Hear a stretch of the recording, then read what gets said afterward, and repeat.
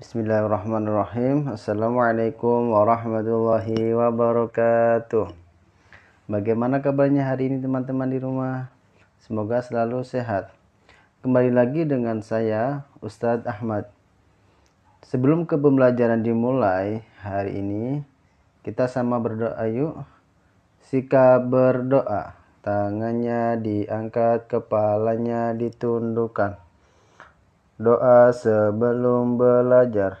Bismillahirrahmanirrahim. Rabbi zidni ilman warzuqni fahman. Amin.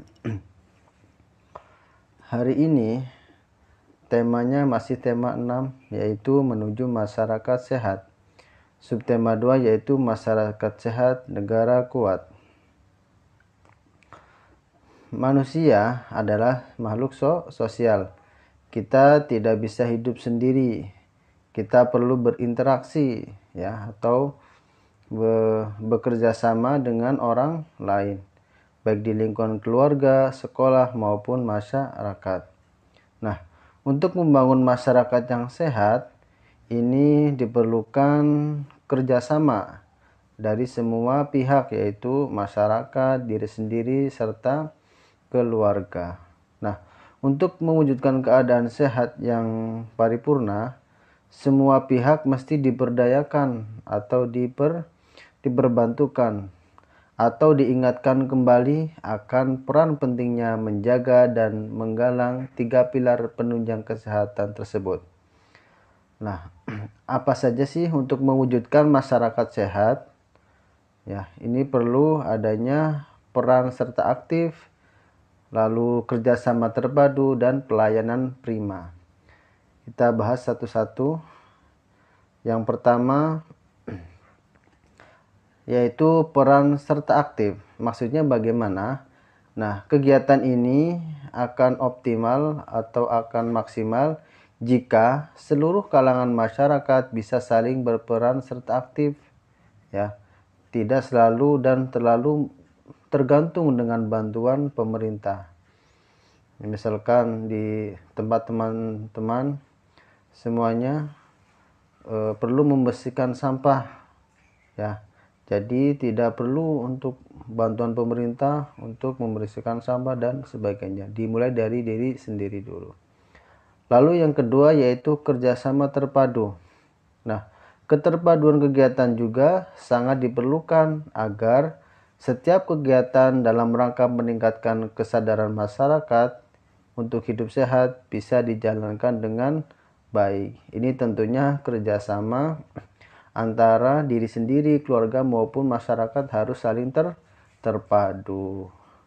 Lalu yang selanjutnya yaitu yang ketiga yaitu pelayanan prima. Maksudnya, nah, jenis pelayanan kesehatan yang diprogramkan dari tahap pencegahan sampai pemulihan ini telah ditetapkan berdasarkan standar prosedur yang rasional, ya.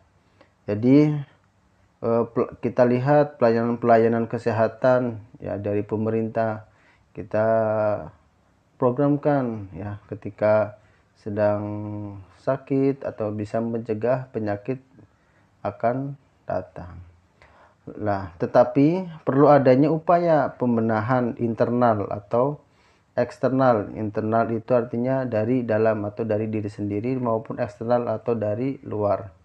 Agar upaya pelayanan yang telah dijalankan ini memberikan hasil yang maksimal atau optimal, ya, dari semua kalangan atau dari semua pihak. Itulah beberapa tips, ya, agar pelayanan atau kesehatan masyarakat bisa terjaga.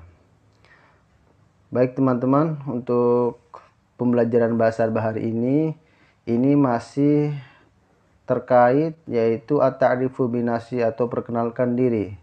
Di pembelajaran sebelumnya yaitu tentang teks qiraah atau teks bacaan. Nah, untuk sekarang, untuk pembelajaran hari ini kita akan belajar tentang teks percakapan atau dalam bahasa Arabnya hiwar ya. Hiwar dalam perkenalan diri. Nah, Ustaz Ahmad izin menginformasikan kembali ya, yaitu tentang perkenalan. Sebelumnya memang sudah dibahas, tapi Ustaz Ahmad jelaskan terlebih lagi untuk namanya perkenalan. Nah, perkenalan adalah interaksi atau hubungan antara 2 atau 3 orang dengan pertujuan untuk saling bertukar informasi. Informasi mengenai apa? Mengenai identitas diri ya, untuk saling mengenal. Nah, biasanya untuk perkenalan ini dilakukan atau dikerjakan oleh orang-orang yang biasanya belum pernah bertemu sebelumnya. Ini biasanya saling berkenalan. Nah, untuk itu pada kesempatan ini kita akan membahas tentang teks percakapan dalam perkenalan itu apa saja, dan intonasinya atau gaya bahasanya bagaimana saja. Kita bahas ya, yaitu teks percakapan dalam perkenalan bahasa Arab. Di sini sudah ada contohnya, yaitu al-hiwaru, artinya percakapan. Teman-teman boleh membacanya ya. Ini ada murid atau ada siswa yang bernama Ahmad dan Osman. Ya, ayolah bacalah hiwar atau percakapan di bawah ini dengan lafal atau intonasi yang baik dan benar. Nah, untuk lafal dan intonasi yang baik dan benar itu bagaimana? Contoh, Ahmad, Assalamualaikum. Lalu Usman menjawab, Waalaikumsalam warahmatullahi wabarakatuh. Ahmad, man anta? Ya. Lalu Usman menjawab, ana Usmanu. Wa anta? Ahmad menjawab, ana Ahmad. Ahlan wa sahlan ya Usman. Usman menjawab, ahlan bika ya Ahmad. Nah, itulah intonasi atau gaya bahasa atau lafalnya seperti itu ya. Jadi ketika pertanyaan, jadi bentuknya juga pertanyaan. Contoh di Ahmad, man anta? Seperti itu. Baik. Ini arti dari percakapan antara Ahmad dan Osman yang tadi telah Ustaz Ahmad sebutkan. Jadi Ahmad, Assalamualaikum. Usman menjawab, Waalaikumsalam. Ahmad, siapa kamu? Usman menjawab, saya Usman. Dan kamu siapa? Ahmad menjawab, saya Ahmad. Salam perkenalan dariku wahai Usman. Sama-sama wahai Ahmad. Ya, jadi di sini Ustaz Ahmad ulangi, Assalamualaikum artinya Assalamualaikum, lalu dijawab sama Usman, Waalaikumsalam. Man anta? Siapa kamu? Lalu Usman menjawab, ana Usman. Lalu Usman bertanya kembali kepada Ahmad, wa anta? Dan kamu? Lalu Ahmad menjawab, ana Ahmad. Ahlan wa sahlan ya Usman, artinya selamat perkenalan dariku. Artinya salam perkenalan dariku, atau ahlan wa sahlan ya Usman. Salam perkenalan dariku ya Usman. Lalu Usman menjawab, ahlan bika, atau sama-sama. Tuh. Jadi untuk kesimpulan di materi kali ini, yaitu di dalam sebuah percakapan bahasa Arab, ada yang perlu kita perhatikan, yaitu penggunaan kata tanya dan kata ganti. Contoh, man, itu artinya siapa. Nah, kata ganti contohnya huwa, ya, atau domirnya huwa, berarti untuk laki-laki. Kalau hiya untuk perempuan dan sebagainya, itu harus diperhatikan. Lalu yang kedua, intonasi atau gaya penyampaian, gaya bahasanya ya, harus sesuai kaidah bahasa Arab yang baku. Bagaimana intonasinya? Seperti yang Ustaz Ahmad tadi contohkan ya. Misalkan untuk menanyakan bagaimana kabarnya, kaifa haluk ya. Lalu siapa kamu, man anta, man anti, dan sebagainya. Lalu yang terakhir yaitu harus dengan artikulasi yang jelas. Jadi harus jelas, man, anta ya. Misalkan contoh ada lagi ahlan wa sahlan. Jadi harus jelas, tidak dibuat-buat. Misalkan ahlan wa sahlan atau sebagainya. Yaitu Itu kesimpulan untuk materi kali ini. Untuk hikmahnya atau ibrohnya, yang pertama yaitu kita bisa berlatih untuk selalu bersikap percaya diri ya. Jadi ketika kita berkenalan dengan orang lain, ketika kita berani tampil di depan umum untuk memperkenalkan diri, nah disinilah untuk berlatih bersikap percaya diri bahwa diri saya bisa memperkenalkan diri atau mempresentasikan diri. Oke. Lalu yang kedua, melatih gaya bahasa dalam berinteraksi dengan orang lain. Ya, melatih gaya bahasa atau melatih intonasi.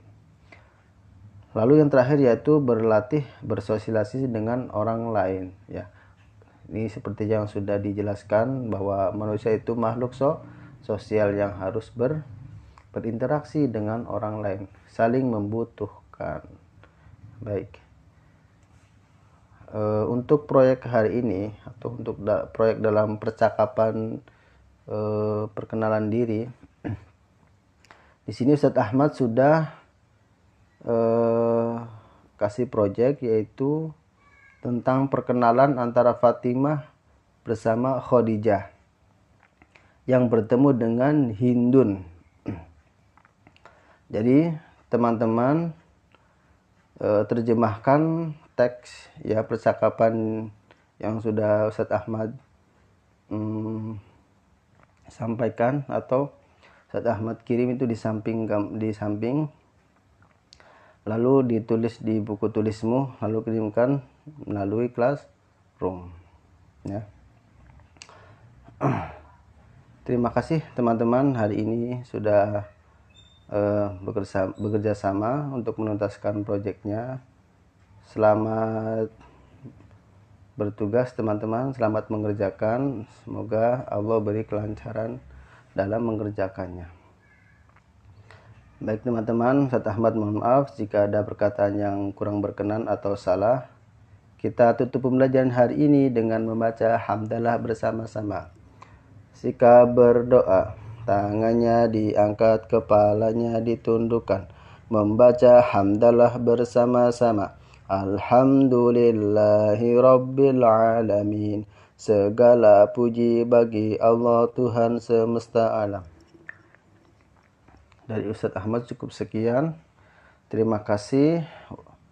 Assalamualaikum warahmatullahi wabarakatuh.